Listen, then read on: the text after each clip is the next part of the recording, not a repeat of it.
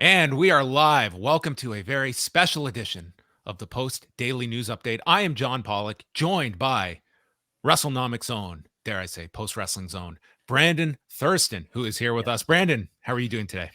I'm good. It's a Hall of Fame edition. Yes. Of whatever we're going to talk about here. Yes, the Hall of Fame, or the Observer Hall of Fame. That's right.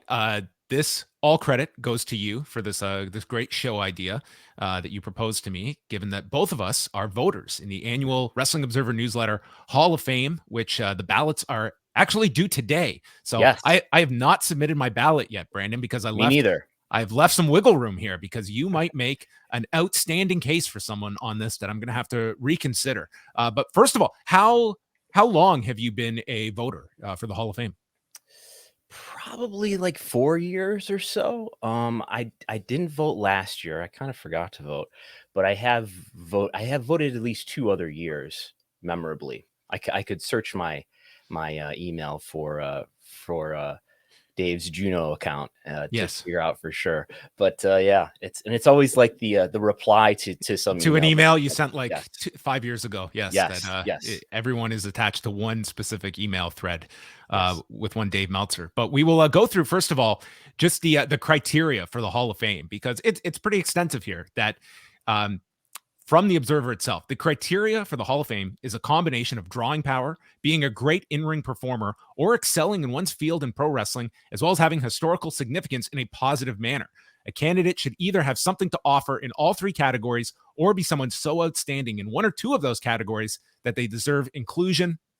Candidates must be 35 years of age if they have completed 10 years in the business, or younger if they have completed 15 years. And it is broken down into several categories, including historical candidates, Japanese candidates, Mexico, wrestling in Europe, Australia, New Zealand, the Pacific Islands, and Africa, non-wrestlers, and you essentially have to receive 60% of the votes in your given region. So this is not like a cakewalk, Brandon, to get into this. Like it's a pretty high bar. There's some years that there are very few that actually get voted in, and then other years you see a bit of a swelling there. But what are the categories that you kind of focus on? Because I do not vote for all of them. I don't claim to have like the depth as other sections, so I just abstain from those ones.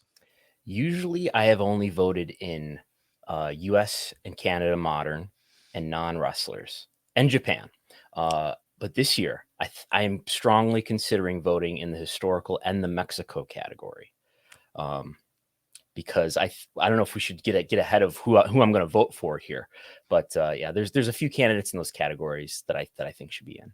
Yeah, I typically vote in the historical, modern performers, Japan, and non-wrestlers. I have voted for Mexico in the past, and it's usually because I have like a deep knowledge of like several of the candidates that I feel strongly about, but I feel if I can't extend that to the entire field, I just kind of abstain. I feel like the Mexico section at times, like it was such a log jam, and it seems like there's been a bit of a breakthrough in that section just over the past couple of years, where you're starting to see like there are some phenomenal candidates in that category.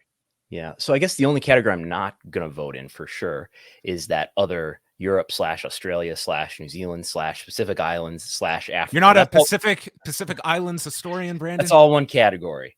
The UK gets grouped in there with the Pacific region of the globe.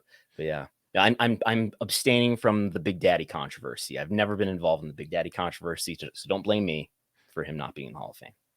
Well, let's who are the ones that jump out at you in the historical category? Because for me, the ones I have typically voted for every year are the Von Brauners and Saul Wangeroth and Johnny Rougeau, who I was always kind of on the fence with him. And then Pat LaPrade wrote this like unbelievable piece on Johnny Rougeau that really encompassed that this was not someone that was just, sectioned in Quebec. He actually traveled quite a lot. And when you look at the crowds that he drew, certainly convinced me a couple of years ago. But these are also candidates that I sometimes debate because they really do not get the support.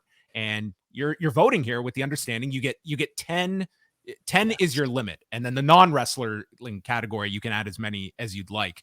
But there's a bit of a strategy involved here. If you're looking at who's most likely to get to get elected, and where you kind of section off your votes, especially if you're voting in multiple categories. Yeah, I should point out too, in the past, I've been a very stingy voter. Me too. I'm Oh, glad to really? hear Okay. that. I don't know if I've ever maxed out my Oh, no. ballot. To me, I know I have 10 slots. That doesn't mean I'm putting 10 names down there. I have voted as little as probably 3 or 4 some years. Yeah, I think there was a year where I voted for Brian Danielson and no one else. And I was limited. I was only voting in probably 2 categories or something like that. But yeah, I've been very, very conservative voter. The historical performers candidates list, the one that stands out to me is June Byers. Mhm. A guy named Fred Moreland, who's done a lot of writing about the Hall of Fame candidates this year, put together a really great tweet thread going over some of the historical career highlights of June Byers. And she seems like somebody who's up there with Mildred Burke in terms of the women wrestlers of that era who are a big deal. So that is the only one who I'm really strongly considering, but you can convince me on the Von Brauners or something if you like.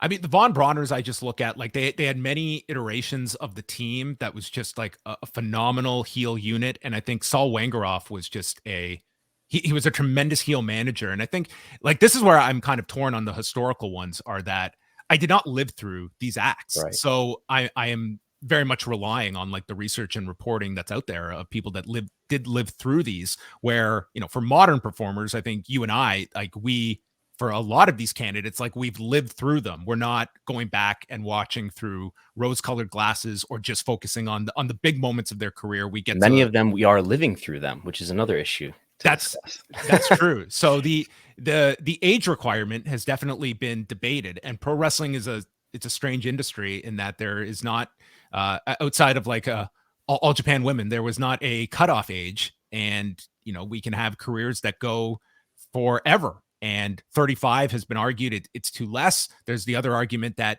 well, you get to see them as not so divorced from their peak years, that we're looking back at such a long period of time. So where do you kind of fall on that? Is it too young of an age where someone can get into the Hall of Fame? 35 is way too young. I'm 36. You are a Hall of Famer, Brandon Thurston. At your age, I think you would be named on many people's ballot for your body of work already before the age of 40. But no, I think 45 would be a more appropriate age. I think even 40 would be better. Just the idea that we're considering, there's no other Hall of Fame that I'm aware of that so strongly considers people to be candidates of their Hall of Fame while they're in the midst of their prime of their career. In shoot sports like baseball or football, the prime of somebody's career is usually younger than 35. And even in those halls of fame, I believe they're waiting like 5 years after retirement to vote on those candidates. But in this Hall of Fame, we vote for people at age 35. And age 35 is usually like the prime of somebody's career as a wrestler. So we get a lot of cases like Tetsuya Naito. Okada is a big candidate. I think the strongest candidate on the ballot this year, who are now eligible. Or even somebody like Nakamura, who was voted in years ago. And I think he would be looked at more like Caristico, the original Mystico, is looked at on this ballot. It's a good comparison. If we were voting on him now, just because he's done not much of note, at least on the main roster, but in WWE in the last few years. How do you feel about a performer that at a certain point of their career, and those are two great examples, that in the eyes of the public, they reached, at least the discussion of a strong argument to be Hall of Famers? Can they do so much that they decrease? Such as a Nakamura, who I am with you. If he was put on the ballot today, I don't think he's getting any of the support that he did years ago when he was elected to the Hall of Fame. And that's one that I think is singled out as one that it was too early that he got in. Yeah, I don't, as long as somebody's not like committing crimes or something, or being a terrible disgrace to the business, I don't know that somebody's mediocrity or kind of career failures should be strongly considered. Like, I'm going to vote for Caristico / Mystico / Luis Uribe. And his run in WWE was disappointing, obviously. But he was such a huge star in Mexico in his original run that I think he's just one of the biggest stars of his era. But I don't think his disappointing other part of his career should be such a negative that it takes away from his candidacy. That said, I think in practice it does for a lot of voters. That's why he's not in. I think if he had been, he was probably in his 20s, in his big run in Arena Mexico as the original Mystico.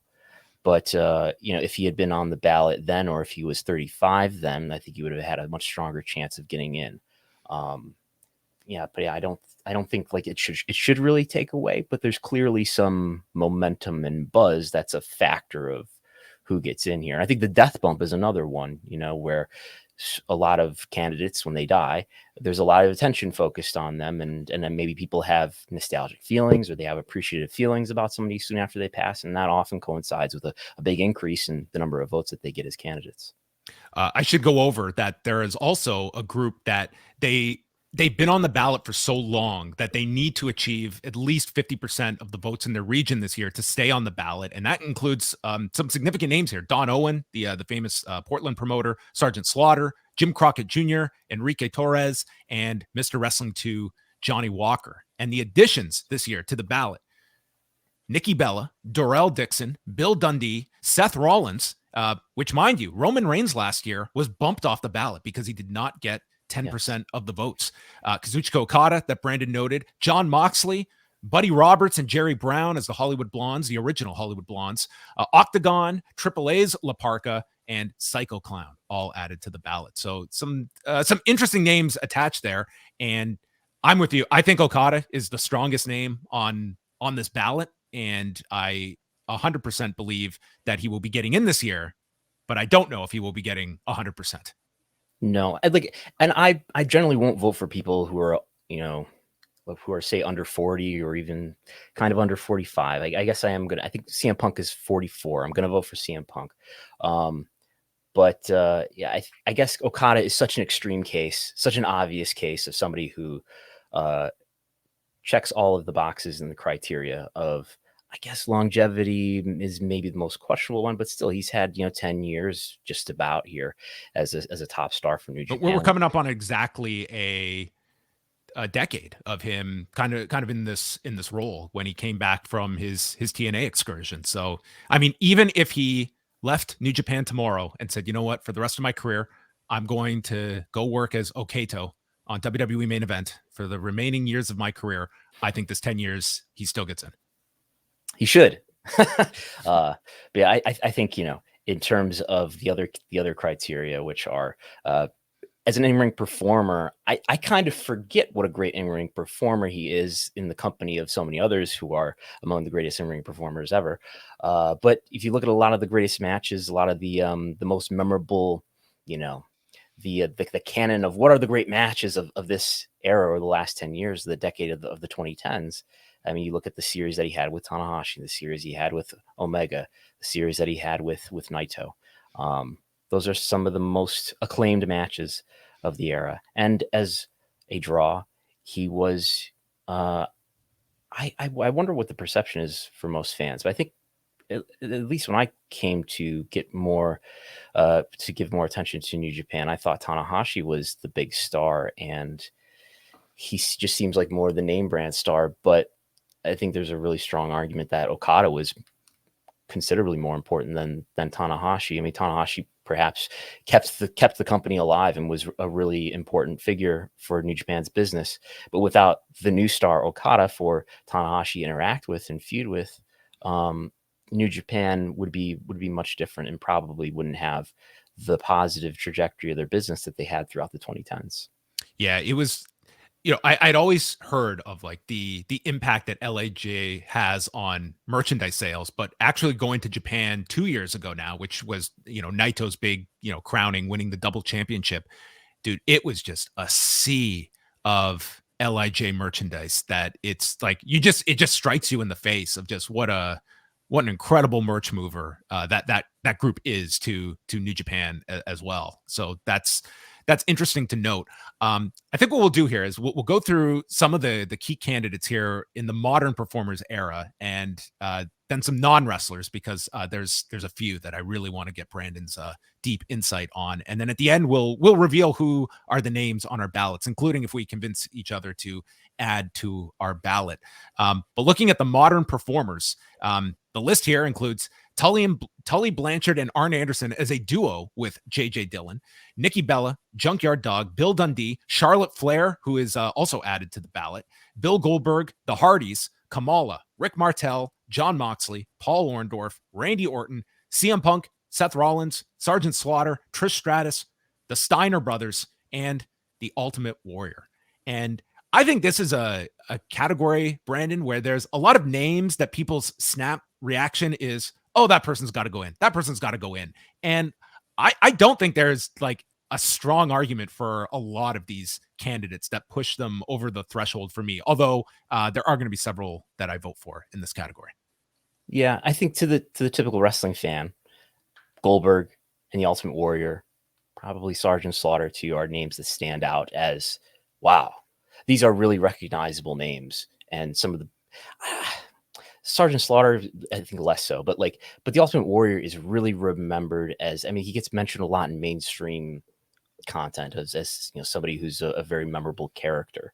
But in at least the observer lens of wrestling history, is not seen as somebody who was he's seen as somebody who took over the top star slot from Hulk Hogan, and business went down at that time, and is viewed as somebody who's not a strong in-ring performer at all, was difficult to work with, and all sorts of controversies surrounding the former Jim Hellwig.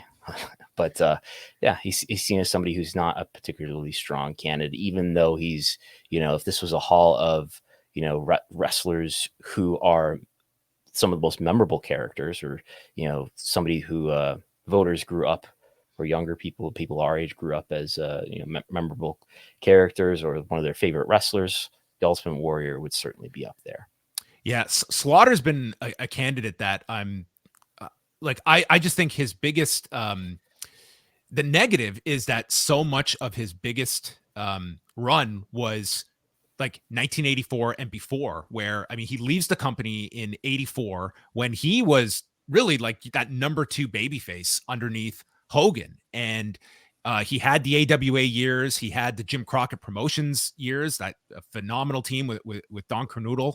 He's someone that I think you can make a really compelling case for, but I think for the modern era, if you're just assessing like his WWF run, you're not thinking of that 84 period. You're thinking of when he comes back, when business is kind of down, and he's doing the Iraqi sympathizer angle that is going to be most attached to him, and definitely a more, you know, secondary role during the decade of the 90s than it was in the late 70s, early 80s. Yeah, and there's a strong case, I think, for Sergeant Slaughter. I'm not going to vote for him, but he's pretty close. The thing that he stands out to most fans as is you know, the guy who's associated with is it the G.I. Joe thing, or the Yes, yeah. So he's a really recognizable name. The prime of his career, though, is the earlier part of the 80s, where he's a major star for the WWF at the early part of the expansion. I think there's some credit to give to him for historical influence in terms of the cage match, the final conflict in 1983. huge, Jim Crockett Promotions, which is March of 83. The match sold out. I think it's Greensboro Coliseum, and it sold so well that is that the event where they do closed circuit, or it's certain, whatever happens there, it inspires them to realize that, oh, maybe we can do a larger closed circuit event, and that's what leads to Starrcade, which is essentially the beginning of what we now know as pay-per-view. So there's that. There's his run in Jim Crockett Promotions, his run in the WWF around the time that he has the big feud with the Iron Sheik, and before that the Pat Patterson program.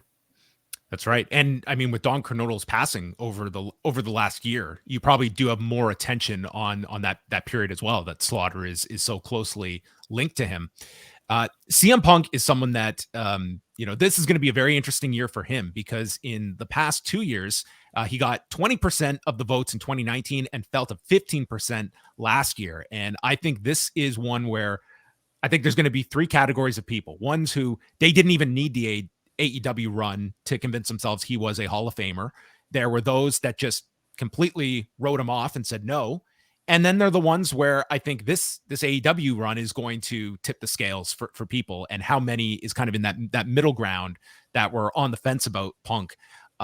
I think this is a really significant several month period for CM Punk when you're just taking into account what they drew at the United Center, the biggest AEW pay-per-view in its history. And I think overall, just along with Danielson lifting the floor of the AEW foundation of their television viewers and pay-per-view buys. We only have 2 shows to assess his influence so far, but he has come in as a major name, and I think it's going to put his entire career now under the microscope. And I think the influence is significant that you attach to it, CM Punk. Yeah, I just looked it up. I did vote for him in 2019. So before this AEW run, I thought he was a Hall of Famer, at least on the day that I sent that email. So yeah, I think his case is even stronger now. I think he's got enough longevity besides this to qualify, right? He's got a career that runs from, I don't know if he started in maybe even before the year 2000, but roughly the year 2000, the early part of the modern indie era through 2014. And now he's back to add more longevity to that. I think there's a medium case for him as a draw before we add in the AEW thing, where he's clearly been a strong addition to their business. He popped for their biggest pay-per-view sale ever, 205,000 buys. That's probably going to be AEW's biggest buy rate. I'm not supposed to say buy rate. Get yelled at when I say buy rate. Buys. That's going to be the biggest pay-per-view for a long time. Do you still get away with are you a stickler when ratings are still used? Because we are still technically talking ratings. We are talking about I've softened on ratings. Yeah, I used to be militant about that. It's viewership if you're talking about viewership. I was a strong viewership one, and I've kind of started to like ease it, because I think ratings just strike a chord with people. Yes. It's just less of a mouthful, ratings.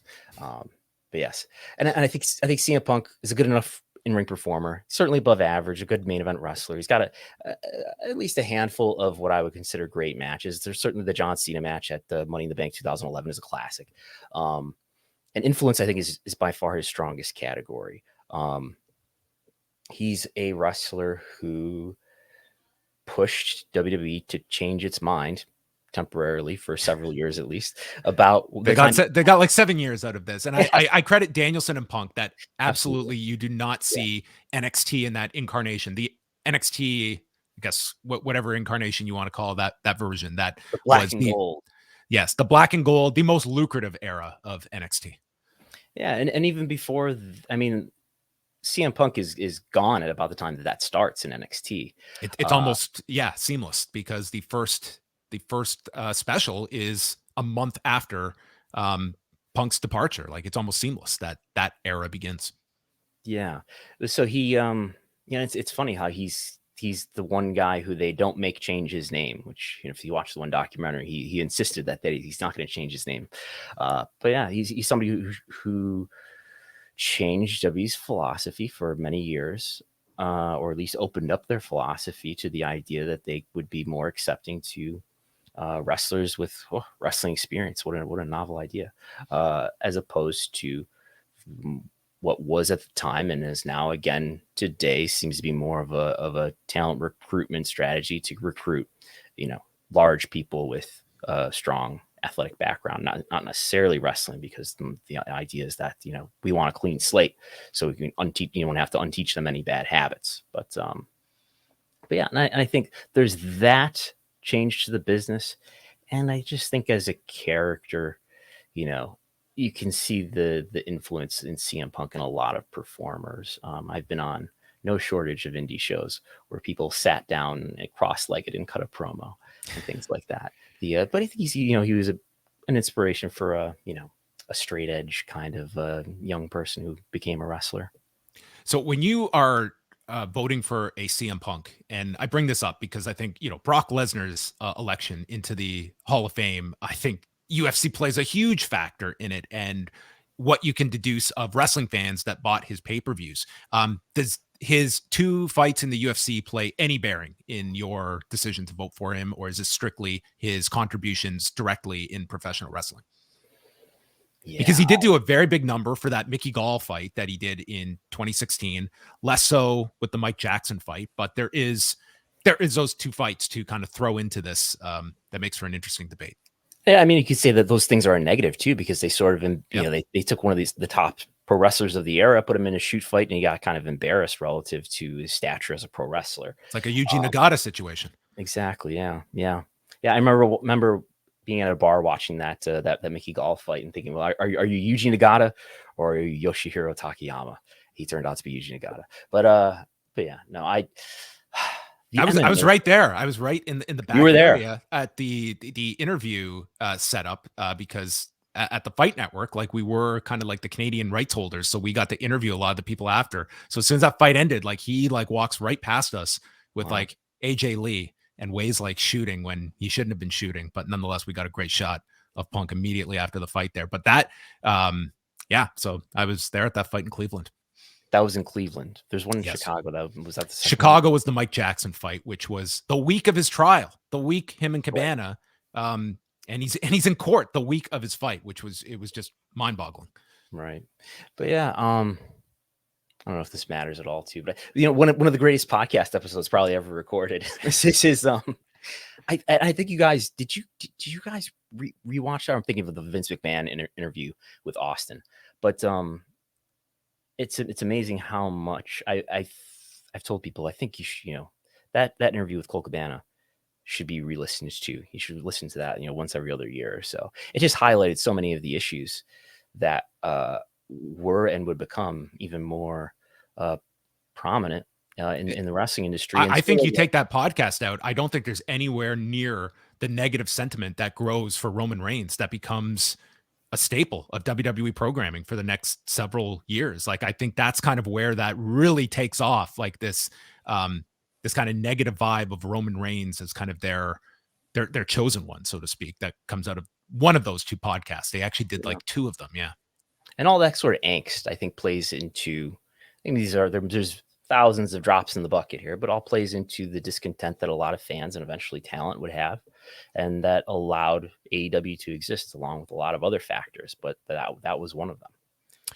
So looking at the modern performers, where like Edge is an interesting comparison point to Punk, because, and you look at somebody that I think people had somewhat written off that would never come back to pro wrestling, that does through different circumstances, but he returns right before the pandemic. And like Edge is someone that I feel that you can look at. It's an incredible body of matches that he has put together throughout his career. But I mean, has this guy been a significant mover in any kind of like metrics that you analyze, Brandon, that this comeback has maybe changed minds about as a Hall of Famer? Not anything in this most recent run. You know, the ratings didn't really respond to his return lately. He certainly didn't win me over with some of his matches lately. I know the Roman Reigns match was better than some of the others, but you know, his Randy Orton work didn't exactly encourage me to give him more points in the in-ring performer criteria of this Hall of Fame. Yeah, he's somebody who's up there, who's certainly been a main eventer. He's a major star in the mid 2000s. He's a big opponent for John Cena. He did pop a rating with that Lita segment all those years ago. I'm not sure if that's a good rating to pop though. Yeah, I have stories of like with you know, when I've been a trainer in Buffalo, where people have told me like, oh, because they're like younger than me, they were like kids at that time from the live sex segment, and they'll be like, oh yeah, when that happened, my mom said you can't watch this anymore. Like, that was the line in the sand. Yes, but yeah, promoting live sex for a 2-hour show. Yeah. You know, here's an interesting one, is like an Edge can extend to Seth Rollins here, to Randy Orton, is, you know, when you're talking about like drawing power, like what do you look at as kind of like key areas in this emerging kind of economy of so much fixed revenue? Like there's never been less of a reliance on that star attraction to draw, But there are ones that certainly, like, you can see like an effect that a John Cena has when he comes and you build your house shows around him. Yeah. But what are kind of like, what is held against some of these candidates that, they, Randy Orton, like, he's been on top, he's been largely a top player for almost 20 years since he's been on the main roster. There's something to be said for that. That's one of the things that makes the future of voting and the present of voting in this Hall of Fame so much different than it would have been in the past. Take somebody like Roman Reigns, who's certainly been the top full-time star in WWE since whenever Cena stopped being full-time, about 2016. He's probably going to be in this Hall of Fame someday. Do I see him as a big draw? Well, I see him as the biggest star in this company full-time. How does that compare to other, prototypical candidates who are good draws here? Maybe not to the Hulk Hogan level, but let's say even Okada. It's easier to decipher what Okada has done for this company. If Okada took a year off, I think New Japan would definitely feel that. A Roman Reigns, losing him for a year would be difficult, but I don't think, especially out of the Thunderdome now, that the removal of a Roman Reigns, like, they're gonna keep churning. Like, I think they would have just as much success. And he was absent from March, from the beginning of the pandemic until August, through SummerSlam. Yep. Ratings did respond, coinciding with his return. His return also coincided like exactly with the Thunderdome, though, coming out of the PC era. But yeah, it's weird. You can look at Roman Reigns and just look at it on paper, though, and say, look, who's been in the main event of the 3 biggest wrestling gates of all time? It's Roman Reigns, something like that. I would have to look, but it's definitely number 1 is WrestleMania 32 in Dallas, and he's main eventing that with Triple H. That's right. And I think the Undertaker main event is up there as well, and probably something else that doesn't immediately jump to mind. Which the lack of memorability for me probably tells you, how kind of, I think maybe Bob Backlund is a great, comparison, where Backlund didn't make it in this Hall of Fame until relatively recently, despite being the biggest star for the WF for many years. The argument against him was that, well, Backlund could have been interchanged with just about anybody. Backlund wasn't all that talented. And I think he was talented, but there were a lot of other people who would have qualified just as well and would have done the exact same business results. And that was some of the argument you can make against Roman Reigns in that way. And to bring this back to our original point, Reigns isn't on this ballot this year. It was last year, and he didn't make it, and didn't get enough votes. But there's so many other wrestlers, potential candidates, who the WWE in particular, because as you mentioned, it's so much guaranteed money. It's TV rights fees that are escalating over time. Now the talent is contributing to that value, to the WWE's ability to negotiate favorably with TV partners and other business partners. But how much of that credit really goes individually to one wrestler more so than another? It's just, I guess there's just more parity, if nothing else. Because we don't, just another example that comes to mind, the UBS Arena show that they just did for Raw this past Monday. They added Roman Reigns. I don't know if you've seen any reports. I haven't, but I guess he was in a dark match would be my guess. Yes. He certainly didn't appear on the television program, but that didn't seem to make any strong difference for that show. And they're going to be outdrawn by AEW on Wednesday next week. But yeah, this era of WWE, maybe it'll be different later. I hope so. that under a different kind of creative leadership someday. Stars is Roman Reigns. Is there not an argument to make of the go-to GIF that you get in response to your ratings of a Roman Reigns cocking the fist after you report the latest numbers? I mean, that has to be a category that is taken under consideration. Of all the people in the world, they choose Roman Reigns to respond to you in GIF form. They do. There's a lot of Roman Reigns stands out there on Twitter. That's for sure. You got to add that. Yeah. Acknowledge him.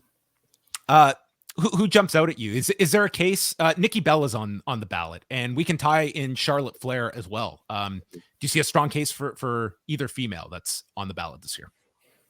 Not strong enough to vote.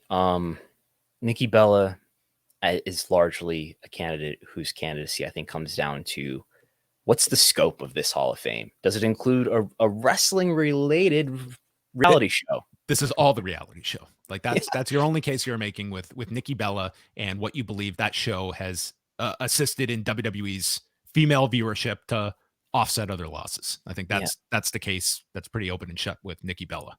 And so why Nikki Bella and why not the Bella twins as a tag team, or as two people? Clearly there's tag teams that have been on this ballot, and Tully and Arn are on it here. I'm not sure why. I guess because Nikki was the one who was more so pushed as a singles wrestler, certainly above Brie. But I'm there's the argument that, well, look, at the launch of Total Divas, this pushed a lot of women to start watching Raw and SmackDown who wouldn't have otherwise. That may be true. As the guy who studies the ratings all the time, I just don't have data old enough to test that out. Sounds right to me. It did spur a lot of reality series for the company that did generate revenue for them, and that was kind of the kickoff in 2013 without the Bella twins. But yeah, there's certainly value there, but there's historical significance, influence there. Was she a big drawing card? Not really, not more so than others who were sort of at a mid level. In-ring performance, no. So she's someone of note, and but not a strong enough candidate to vote for me. Yeah, for this section, before we move on to some other categories, are there any out here that are strong candidates that you might be voting for? Junkyard Dog. I did a sort of a draft when I first got the ballot. I was like, all right, this one. I hadn't written down Junkyard Dog. In the past, though, I have voted for him in this email that I have from 2019 where I was saying I voted for him too. I did vote for him in 2019. The tough thing with Junkyard Dog is it's a short run of success, right? It's about 1980 to 1984. Those attendances created a huge wrestling fan in Daniel Cormier, so you have tremendous influence there. Is that true? Grew up on Mid-South, yeah. I didn't know that. I'm gonna have to add that to. There you go, folks. So Cormier's from New Orleans or Louisiana? Yeah, from Louisiana. So okay. That was his introduction to pro wrestling, was on Mid-South. But yeah, his run is from about 80 to 84. It's a super strong run. I could probably say that at the time of his peak, there's probably never been a bigger African-American wrestling star at that point. I know there's been Bearcat Wright, and there's been Sailor Art Thomas, Bobo Brazil, people like that, but probably none as big as JYD in his prime.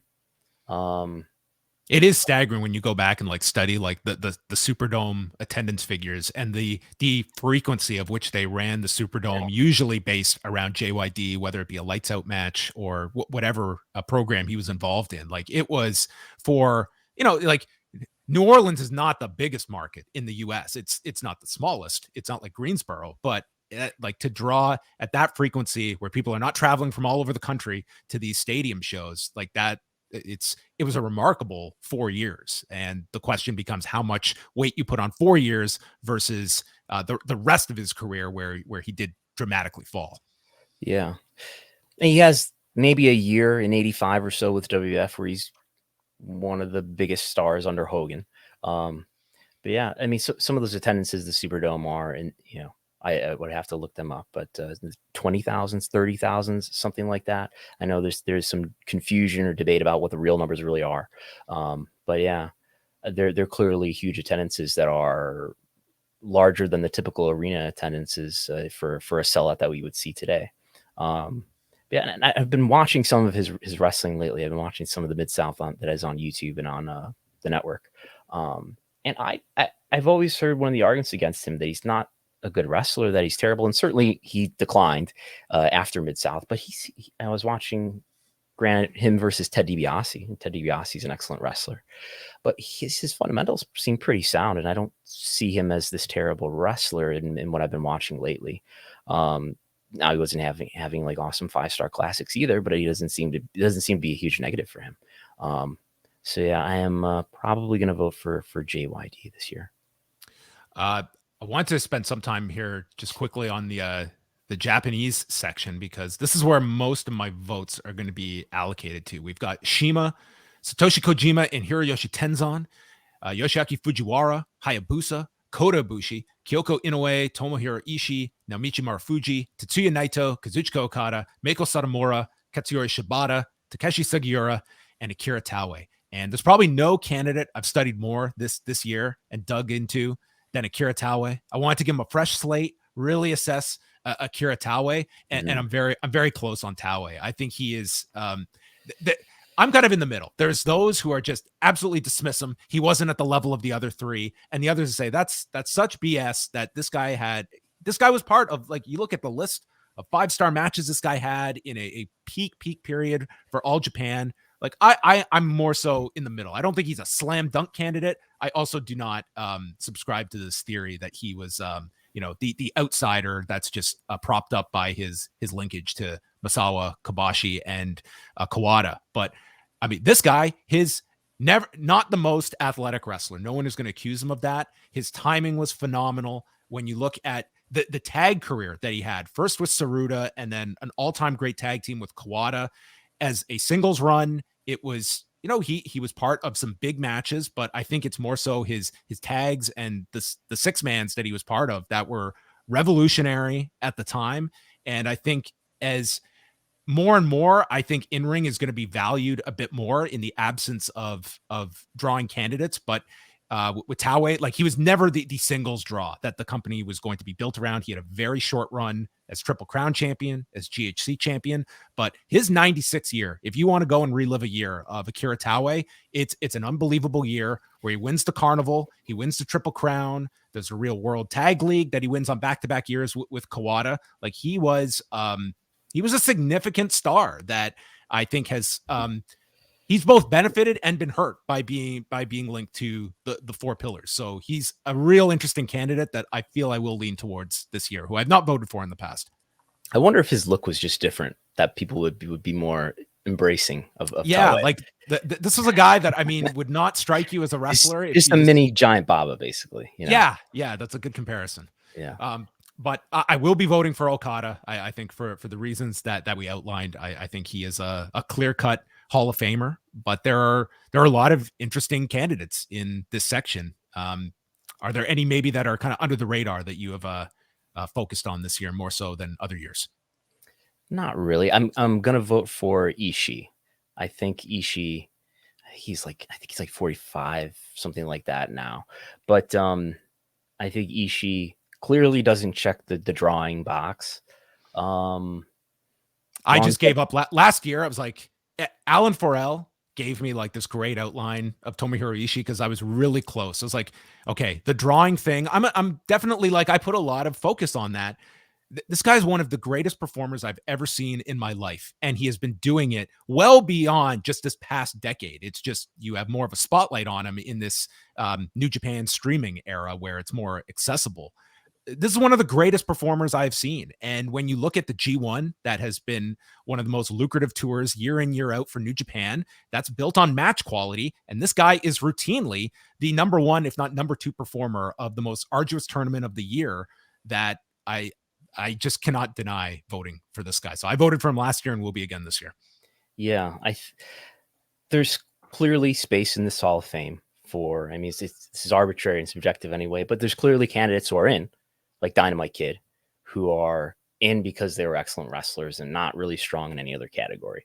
And that's Ishii. I think Ishii's that type of candidate for this era.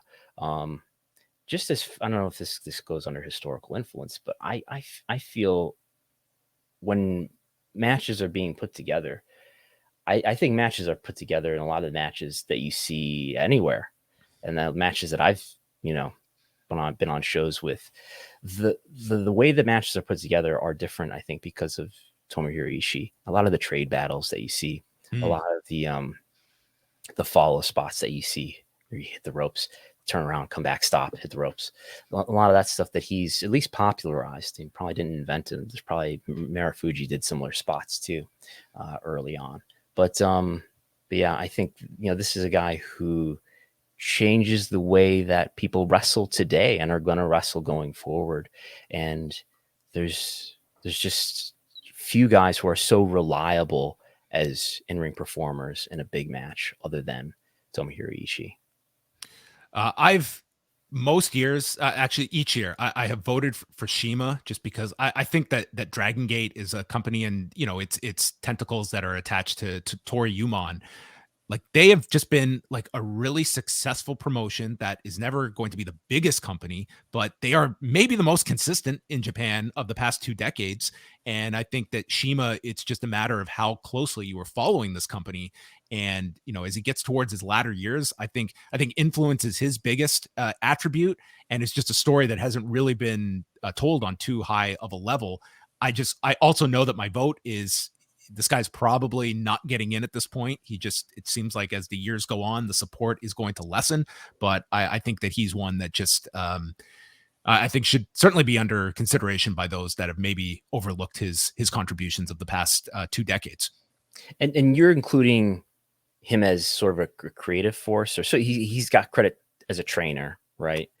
Trainer, yeah. I look at like the influence of like that style, and where Dragon Gate and Tori Yumon, like how they were able to draw even at like kind of the doldrum. Like, we look at the 2000s as just this dark period for Japan, from start to finish. And, they, like, as they morphed into Dragon Gate, they stayed consistent throughout most of the decade. It's probably one of the few promotions that had a positive trajectory in a time when almost everybody had a negative trajectory. And the talent that came up as well in that company, like, to this day, I think maybe in terms of introducing talent and getting them over as stars, like Stardom and Dragon Gate to me are the two front runners. That it's remarkable when you see like a performer that is 2 years in and they're headlining shows, maybe even less. Yeah, it's the inner workings of Japanese wrestling are kind of mysterious to me, in that, like, I don't know how much credit to give CIMA in as a booker or as a trainer. I think this is similar why I'm hesitant to vote for somebody like Takaki Kadani. Does the credit go to Kadani, or does it go to Sugabayashi? Does it go to others in that company? I think that's the Ted Turner argument as well. That yes, okay, on its face, you look at Ted Turner as enormously influential, and going back to the rise of WTBS, but how much was Ted Turner concerning himself with the wrestling division on a day-to-day basis versus the person that put the people in power to carry out the pro wrestling? Like, that to me is what separates someone that certainly an enormous resource, but does that make someone a Hall of Famer? For me, it does not. Yeah, it's tough for me to vote for Ted Turner as somebody who didn't work day to day in pro wrestling. And Kadani is sort of similar. Kadani, I don't know what his latest title is, but he's been the CEO essentially of Bushiroad, which is the parent company of New Japan. So I don't know how much day to day. I sense that he worked more day to day with New Japan than Ted Turner did with WCW. But still, this is not somebody whose primary job was working for a pro wrestling company. He was working for a parent company that owned a pro wrestling company. But yeah, much to Vince McMahon's fantasies. I don't think Ted Turner was plotting how to help WCW take over the world. So yeah, it's tough to vote for either Ted Turner or Kadani for those reasons. Anyone else you want to chat about? Because I do want to get to the non-wrestler section. In Japan, yes, I'm voting for Ishii and Okada. Suffice to say, I don't think the others are quite strong enough. Taue, I think, is somebody who comes close. I'm a huge fan of All Japan in the 90s, and I have had many moments rewatching some of those great tags from the mid 90s with Kawada against Misawa and Kobashi, or Misawa and Akiyama, and sort of sensing like, oh yeah, Taue is underrated here. And people don't appreciate Taue enough. Watch the match with Taue with Misawa. Where it's Misawa's coming off an orbital injury at the hands of Kawada. Is this the Carnival final in 95? Which one? This is the Carnival final, and 1995. Okay. And he works over the eye of Misawa, and it is fantastic stuff. No one sells an eye like Misawa. Wow. So the non-wrestlers, I'm going to start with this one. Stephanie McMahon, Brandon. I think this is a really interesting candidate. She got no support last year. She got 11%. So I think people are either, I think the vast majority are just writing off Stephanie McMahon. But to me, it opens up a more interesting question of what impact you assign to executives that, like, when the day comes that Nick Khan has another series of negotiations under his belt, or we go back to, like, what is the WWE, like, what are the pillars of this company? It's television revenue. And the fact that Michelle Wilson and George Barrios were kind of the public faces of those last sets of television rights negotiations in 2018. These are the most important deals in the history of the company. How much weight does that attach to? Because we're in the non-wrestler section where we're not looking at, in-ring skill or drawing power. It's like, what are their contributions to the industry? Stephanie McMahon, I wouldn't assign like the television revenue, but in terms of like the upscale nature of the advertising that they can now accumulate, she's been attached with, as their chief brand officer, and they seem to be focusing more as her kind of spearheading this new initiative of in programming sponsorships and advertising. So I think it's an interesting discussion. She won't be getting my vote, but I think it's an interesting one of where you look at these executives that are leading the most important revenue streams that this industry has ever seen. Yeah. So Stephanie had time as a writer too. I don't see that as a positive for her at all. I see that as a negative. I think her overseeing creative, the installation of the enormous creative team, and when you look at the years that she was installed in that position, like, that coincides with things like the Invasion, the NWO, Goldberg's first time around the company. Like, not to say she, like, this is, we talk about Vince being the be all end all, but she was the one, like, spearheading a lot of this. Yeah. And I would say, like, the creative tenure of Stephanie is, I would say it's a negative mark. It's not even like it's a push. It's a negative. Yeah. Ultimately, I blame Vince for those things, but Stephanie played a part in that. It's not enhancing her case that she is in that role. Yeah. But Stephanie's been, since she's been in this role as chief brand officer, has apparently overseen and at least given a lot of speeches related to enhancing WWE's brand image with business partners, which WWE has made real positive progress with. And she is great in that role of put her in front of any audience. And she has, like, Brandon, you could do Stephanie's speech in your sleep. Like, all the points she's going to hit, all the milestones, faces. Yes. The chant, for the women's match. Where was it? In Abu Dhabi? This is hope. This is hope. That's a go-to for her as well. Like, I mean, but she is perfect for that world that responds to that. And she is great in that role, I think. Yeah, I used to, when I think about how WWE has enhanced its brand image, its brand value, its ad value, it has. And when we talk about, well, maybe one day when Vince isn't around anymore, maybe the creative will improve. What I don't think is going to change, though, which is a negative, is that I don't think this doing things like the zombies in that, what was it, Backlash or whatever, doing things like the pizza throughout the Battle Royal, doing things like the egg. I don't think those things are going to stop, because I think those things are really championed by her as these great things for the company, which, at least in the way that they're executed, and I guess the way I expect them to continue to be executed, regardless of whether Vince McMahon is around or not, I think is going to continue to happen. And the Royal Rumble will be contested for, like, a wireless telephone plan or something of that nature. Yeah, and I think this all sort of obliviously contributes to fans not loving this product as much as they might.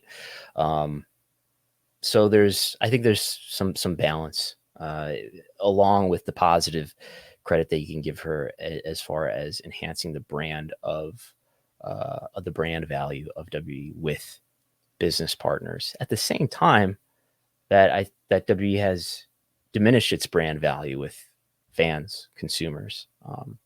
But yeah, it's a good question, and another way in which the Hall of Fame is a weirder thing to deal with than it was in prior eras, in that, the TV deals, which make up now probably a majority of the revenue, maybe it's going to be a little bit more and a little bit more than the majority of the revenue over time here, because the TV rights fees escalate over time. And what's drawing that? I think more than anything is it's sort of the legacy of, in W's case, WE. It's not so much a star. You give some credit to the people who made the deals, and I think that's, even in the 2018 deal, I think more than anything, that credit goes to Nick Khan. I don't think it goes to George Barrios and Michelle Wilson. The more I've thought about it and learned about what's happening with W over the last several years, I see that as a deal that Nick Khan made, and he helps them split the rights of Raw and SmackDown from one partner to two in the US. And their legacy is probably most tied to the WWE network, that I would say Nick Khan also kind of took that, and by licensing it out, I think that becomes like a shining light for him, and the network, like it did not meet expectations. Yeah, I see the network as a failure and as a miscalculation and misunderstanding of pay-per-view in hindsight. You know, I was somewhat persuaded at the time, but now if you study it back in hindsight, I mean, it's clear that pay-per-view is something that was inelastic to price. You can raise the price, or you can cut the price into a fraction, into a sixth, and it doubles demand, but it doesn't 6x the demand. Doing that work did make it more profitable for them because they didn't have to share all that revenue with pay-per-view distributors anymore. But yeah, it definitely didn't meet their expectations of what they said they wanted it to do, which was 3 to 4 million subscribers. They got about halfway there. So I think they misunderstood the pay-per-view business and how that product functioned for their customers. And as you mentioned, I guess you could credit Nick Khan for running in and saving the day again. I'd be very interested if we get to the point, after these next rounds of negotiations, if both Khans are on this ballot, Tony and Nick. Yeah. Would this at this moment of 2 years of AEW, is that enough that it would make a strong case for a Tony Khan if he were on the ballot? Or is this just, regardless of what he has accomplished, that it has still been only 2 years, that these you need more of a body before you're making a case for his contributions in the non-wrestler category? It's a tremendous act that he's done. It's just 2 years, though. I don't know. It's tough. He would be, I don't know. He would be a borderline case. If Tony Khan decided tomorrow that he's going to quit and just focus on the Jaguars and Fulham FC, and he's going to hand the business off to Chris Harrington or something, I don't know. It would be tough, but I wouldn't put you on the spot if Chris Harrington was on the ballot here. Yeah, I might have to abstain. But yeah, it's I'm with you. It's been an impressive 2 years, but it's been 2 years. Like, everything is centered around, I think, that next round of negotiations. But yeah, it's an interesting question nonetheless, which, I mean, if you want to talk about impactful years, but a relatively small window, that's where I kind of arrive at, like, Jim Crockett Jr., who I have voted for in the past. I'm going to vote for him.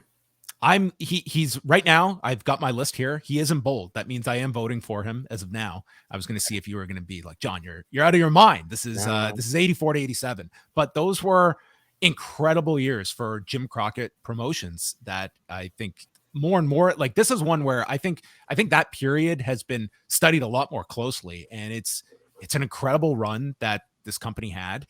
And Jim Crockett Jr., like we do know, was involved in the day-to-day and running of this operation, where in parts of the country, they were very competitive, if not ahead of the WWF in certain markets. Yeah, it was definitely the number 2 company in the U.S. for overall, yes, a number of years. I think it's a highly influential company, especially over time. Yeah, he's somebody who gave Vince McMahon a run for his money in the mid 80s as who was going to take over the world and who was going to get all the syndication and all the cable.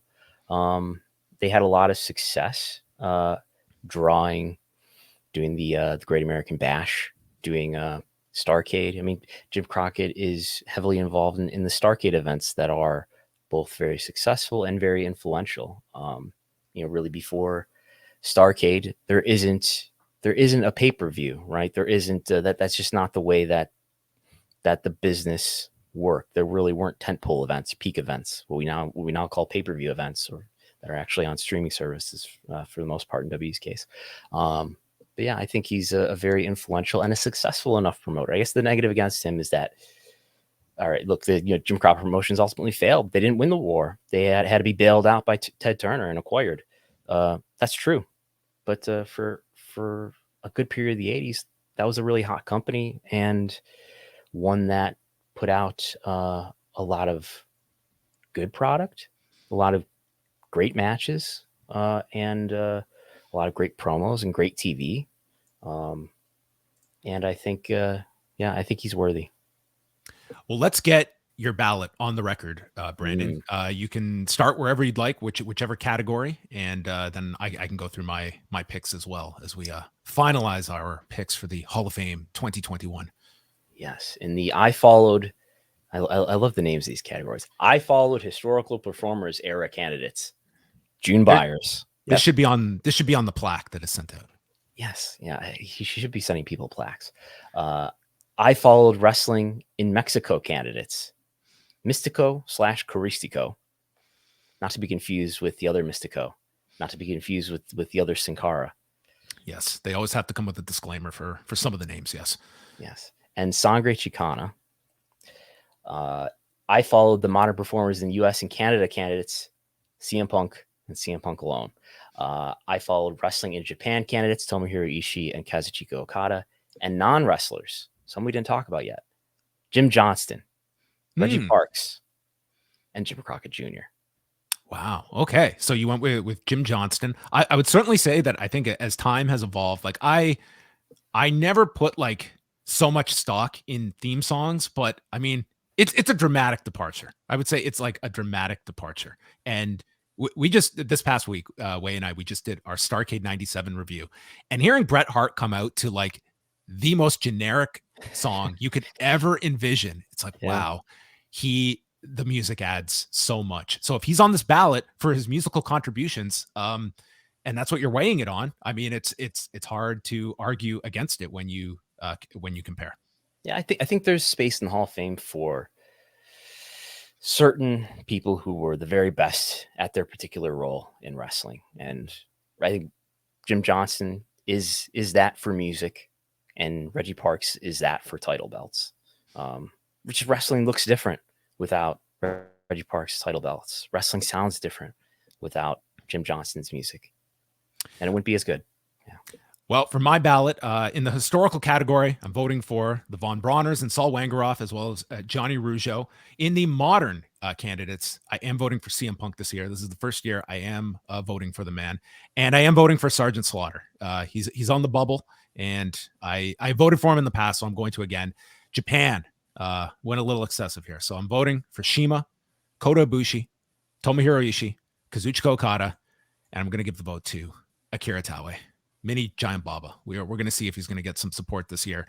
And then non-wrestlers, Jim Crockett Jr., Don Owen, and Bobby Davis, who, if you have not read Tim Hornbacker's book on Buddy Rogers, it's a book that might have flown under the radar for some. It's a fantastically researched book. And like, it's as much like Bobby Davis is the main source of information that Tim Hornbacker relies on. So, he's very much documented in this book as well. When I Googled Bobby Davis wrestling, doing research for this, I think your article on Bobby Davis after he passed away, your obituary for him, was one of the things that came up. There you go. That Google SEO at work. So yeah, you can read more about him at postwrestling.com. So that looks to be my finalized ballot for the year. And yes, the deadline is today. So the issue will be out, I guess, in several weeks.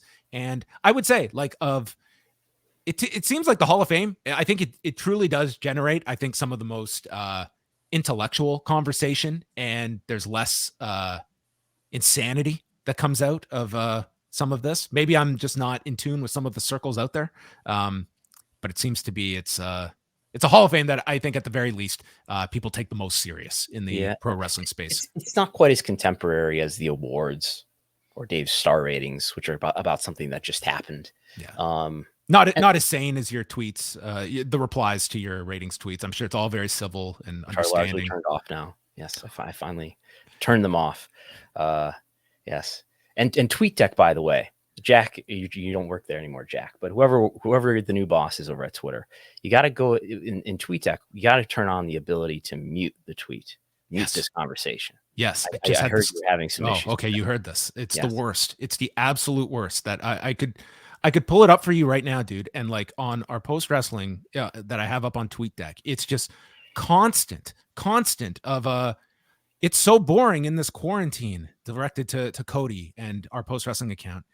How do you DAL with the loneliness? I learned how to spell. It's just, dude, it's been a month of these damn tweets, and I cannot mute this conversation. It's driving me insane. What the original tweet was again? The original tweet is Cody responding to Braden and Davey's Halloween photo with a dynamite emoji. And for the past month, we're a month removed from Halloween. Yeah, I'm still getting these bots responding to Cody, asking him about his loneliness. Wow. Cody Rhodes. Cody Rhodes, yes. Yeah. I just actually, especially since I've been doing, I was doing this before the ratings tweets became a regular thing for me, but I tweet and immediately mute the tweet. Brilliant. It's like, I don't even think about it. Did I mute the tweet? Oh yeah, I did. Yeah. It's just automatic. Yeah, it's kind of where I know like there's probably a fraction of the interest in the Canadian numbers, but I largely just keep them into the story. It's like if you want to get so upset about numbers, you have to at least find the numbers within the body of the story. Yes. Or I now turned off the replies. People who I follow can reply, but if you want to be enraged about the ratings or celebrate them or put the Roman Reigns fist, acknowledge me, you have to quote tweet it and broadcast my Patreon link to all of your followers. Brilliant. He is the legend. He is Brandon Thurston. You can hear him every Sunday at postwrestling.com along with Chris Gullo. A tremendous team. I enjoy just sitting back, listening to the two of you. Chris constantly having to be on his toes when you're going to ask him what OIBDA means, what all these different definitions are for the layperson out there. He's learning. WrestleNomics is an educational podcast, as well as a wrestling podcast. It's a comedy podcast. It's all those things to all people, just like WWE is. I learned this week that Chris Gullo had a cameo in the Clusterfuck Battle Royal a couple of years ago at Joey Janela's Spring Break, a match that I remember watching and hating this match. And Chris Gullo was involved in this as one of the referees. I absolutely detested that match at a time. I feel like it was, I don't want to get upset at this match because I felt that they were seeking that reaction out of me as a viewer. Probably, yes. But there you go. All of that and more can be found. WrestleNomics. And Brandon, if people want to support the Patreon, the floor is yours. Where can they go? Get more WrestleNomics to get every data point imaginable, including access to the world-renowned viewership spreadsheet that I am a daily checker of. Yes.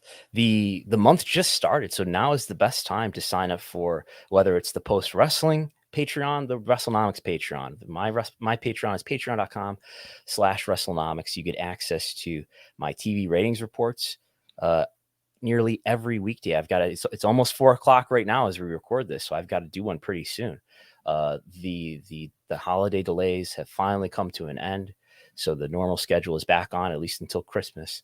But at nearly every weekday, there's a new TV ratings report related to wrestling programming, and I write it, and I've got it in the deepest detail that you'll find anywhere, with all of the demos broken down, the key demo, the P2 Plus, the down ballot demos, things of that nature. And you get access to a massive spreadsheet. Over 20,000 data points are in this thing. And it's got all of the wrestling related programming in it, going all the way back to late 2014. So you get access to that data yourself, as well as plenty of other things. Sometimes we do emergency quarterly quarterly report audio, and sometimes even break news here and there. So all that's at patreon.com/WrestleNomics. He is the man behind the 24 gigabyte pythons. Brandon Thurston. Check out all of his work at WrestleNomics.com. And thanks for tuning in for a special edition of the Post Daily News Update. And we'll be back tomorrow live, 1 Eastern, here at YouTube.com/PostWrestling.